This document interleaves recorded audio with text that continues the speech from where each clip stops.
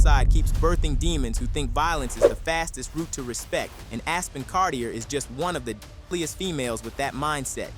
This 19-year-old female crash out from 69th in Cranon has been moving recklessly since she hit the streets, earning comparisons to the late bloodhound Lil Jeff for all the wrong reasons. Relations.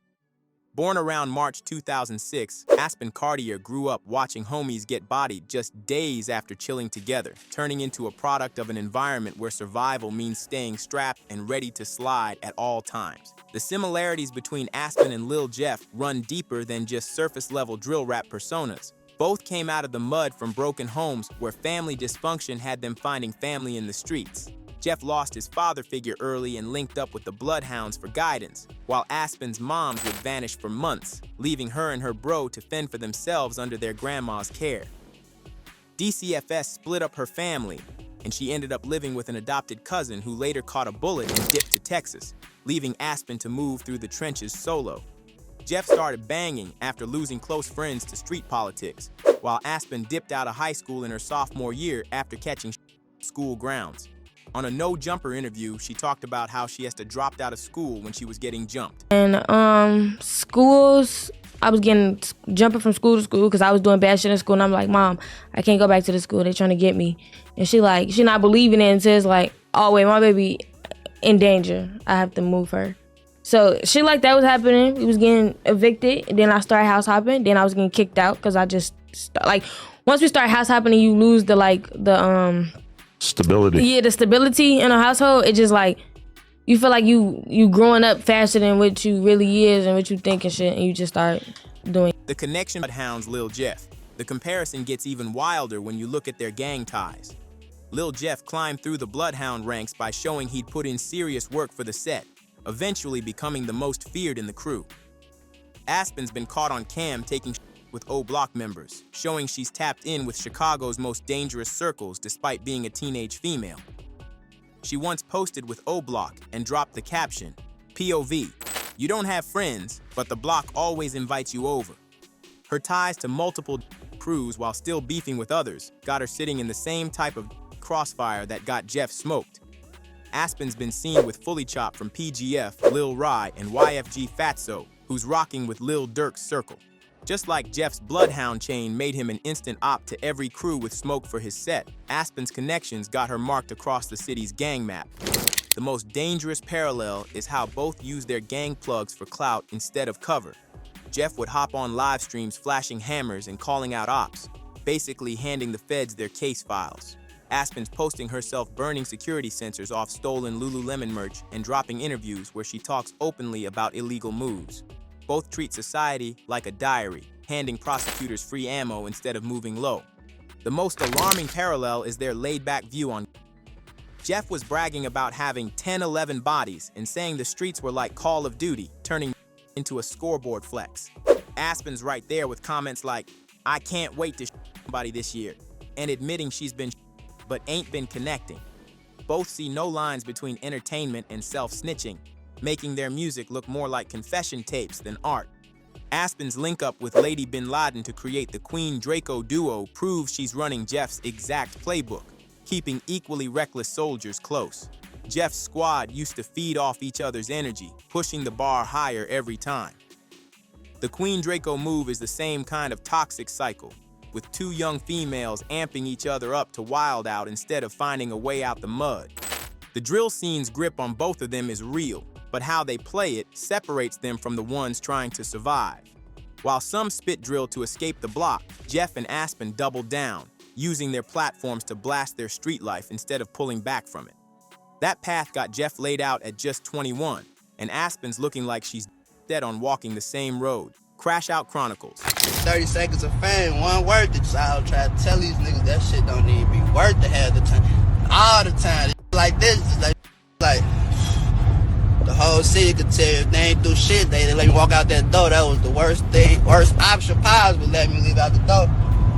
I been time in traffic with a little Scorpio, got that bro, we call this little ass splack. I'm driving for the bounce and I shoot to it and all that splack attack. You know that. I really kid on bap on hats, we really don't bap on hats. Aspen's crash out behavior hit a whole new level when she lit up multiple beefs at the same time, showing she got that same Jeff's stacking enemies way faster than allies.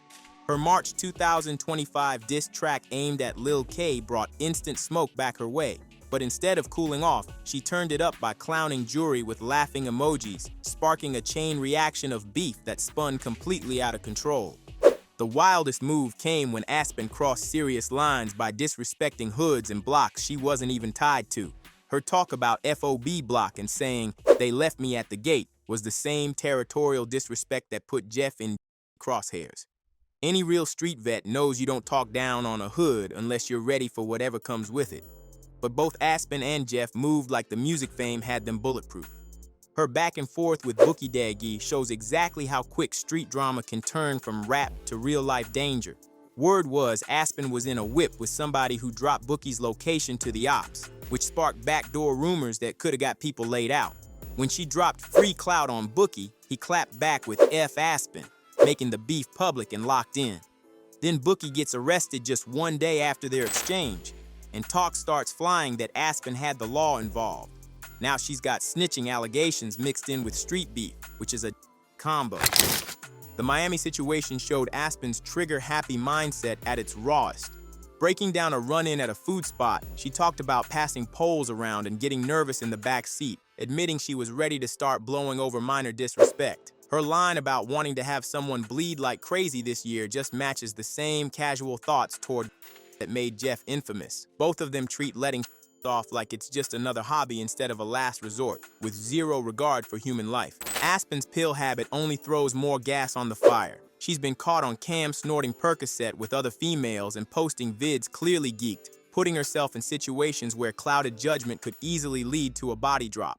Jeff had his own battles with the same type of abuse, often looking twisted on interviews and lives. When you mix drugs, straps, and active street beef, you've got a perfect recipe for a crash-out ending. Her own words prove she's not thinking about consequences at all. In one interview, she openly detailed boosting cars, running from the cops in high-speed chases, and other crimes, while admitting she only had $143 in her account. That kind of broke and active lifestyle is the same lane Jeff was in before his caught between repping the streets and ducking legal heat. The pattern they share is identical. Both start small, then stack the risk higher every move. Jeff went from minor dirt to openly speaking on bodies and calling out whole sets. Aspen started with petty theft and car boosting, but now she's deep in armed run-ins and on-camera threats. It's the same climb from small time to full-blown. Social media just turns up the pressure.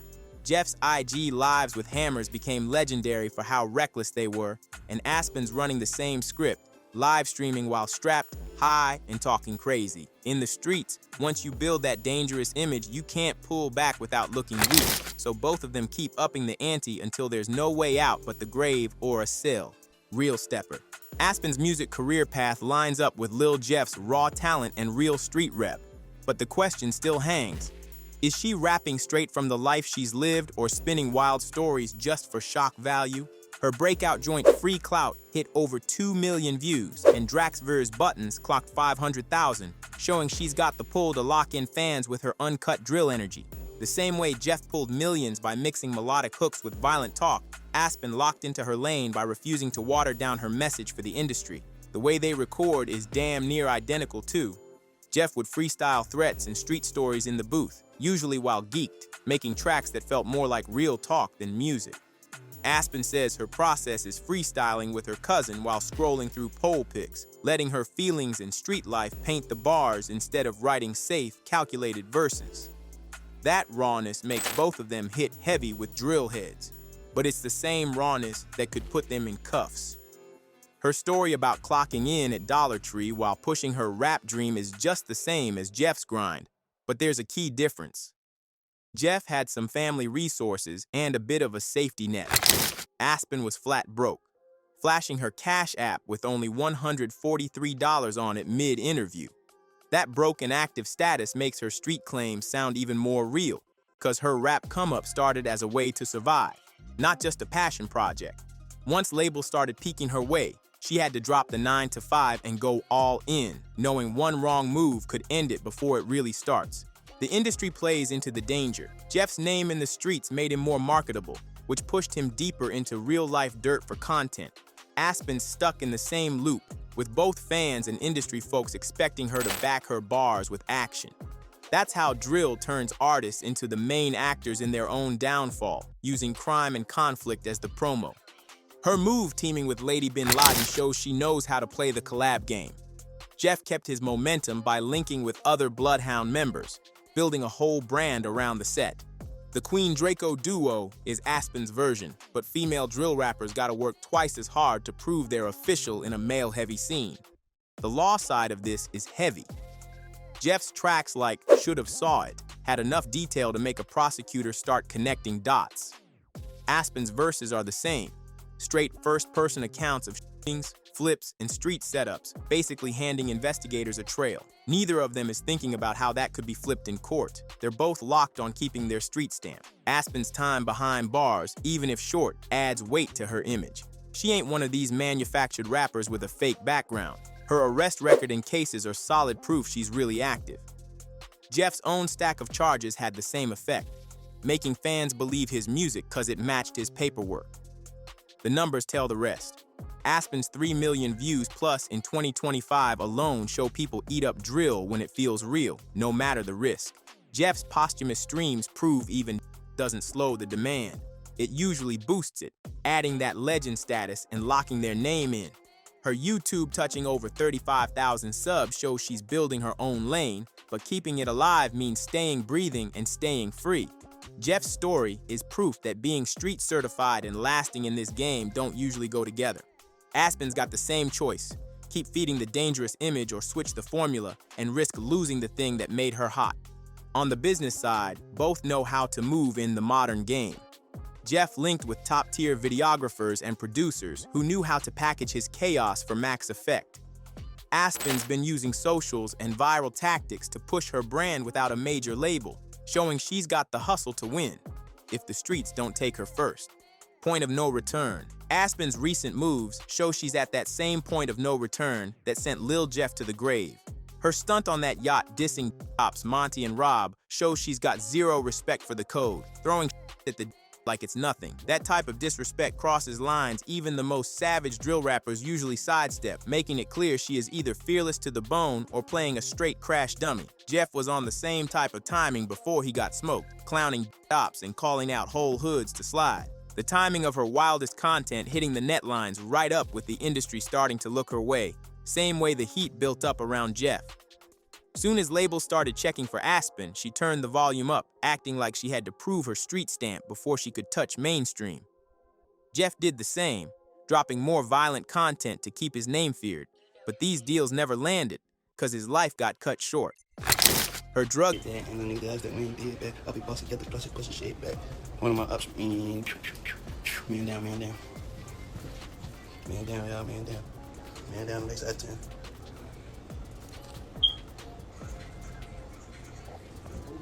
Gotta figure this shit out in a minute.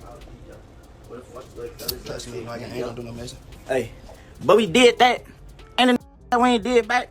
I'll be fucking get the bus and push the shit back. Oh no. You got no gun? Got no gun. Hey, I lost my gun. Hey, Lexi. Hey, Lexi. Oh, wait, someone going to Lexi not hear that. What the fuck are they talking about? Fuck out there, homes. I ain't no crack today. Hey. I went up a notch. Hey, put what I look something. Cha-cha slide. Cha-cha slide. Cha-cha slide. Cha-cha slide. Cha-cha slide. Sauce and out. We got moves, bitch. Y'all know how to do that. Why you take that one for your damn answer shit? I don't know.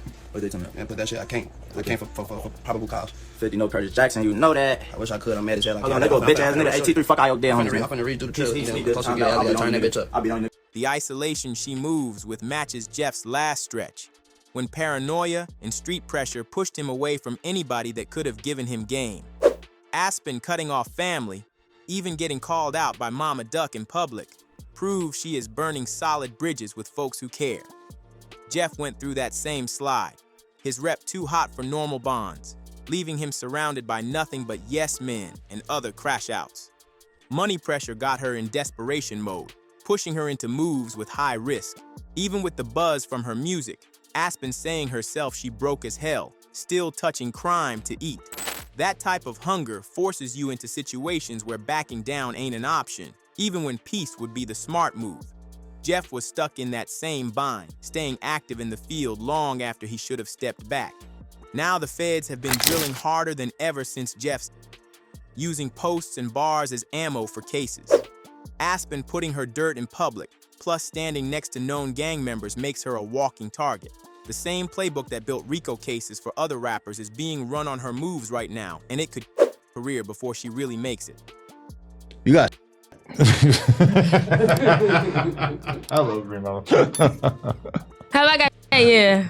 all right. So what's it like, being a young chick in Chicago? Like Every day was blank. yeah.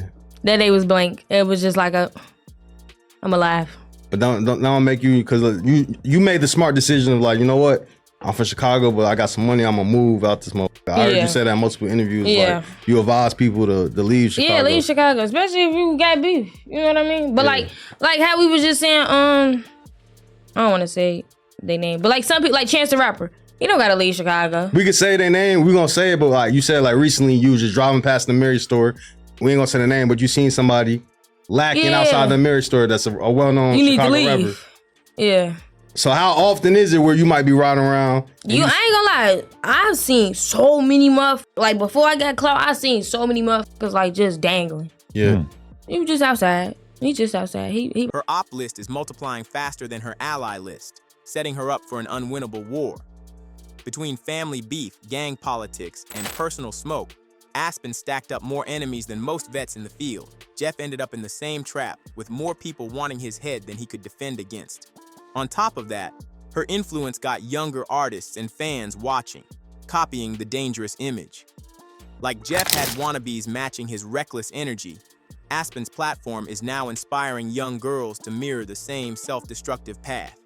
That pressure to keep looking dangerous ain't light, especially when you know it's leading to real-life funerals. Social media only feeds it, because the algorithm pays more eyes for violent, drugged out, and criminal content. Aspen's most viral moments are all tied to that lane, so now she knows controversy brings in the bag. Jeff figured out the same game. The more wild his posts, the more engagement, until the boundaries he crossed got him. The sad truth in drill is that sometimes the streets value a rapper's name more when they're gone than when they're breathing. Jeff's fame went up after his showing how martyrdom boosts legacy in this culture. That creates a sick cycle where artists feel like living dangerously is worth it because the scene loves legends more than safe ones. Aspen talking about being in a dark place and feeling alone shows she knows the path she's on, but like Jeff, feels stuck in it. Jeff said the same in his last talks, knowing his way of living was leading to a grave but feeling trapped by image and income. Both of them clearly see the wall ahead but still can't switch lanes. At this point, the question ain't if Aspen could be the next Lil Jeff. It's if she'll live long enough to realize some legacies ain't worth inheriting. Every move down this road brings her closer to becoming another young Chicago name mourned in hashtags. The drill game doesn't need another RIP story, but she looks locked on making one. Time almost out for anyone to pull her out before the streets take another life. But looking at the patterns, the same storm that swallowed Jeff is building around her, and what she does in the next few months will decide if she escapes or ends up another statistic on a t-shirt. If you like this video, click one of the windows on either side to watch a video similar to this one.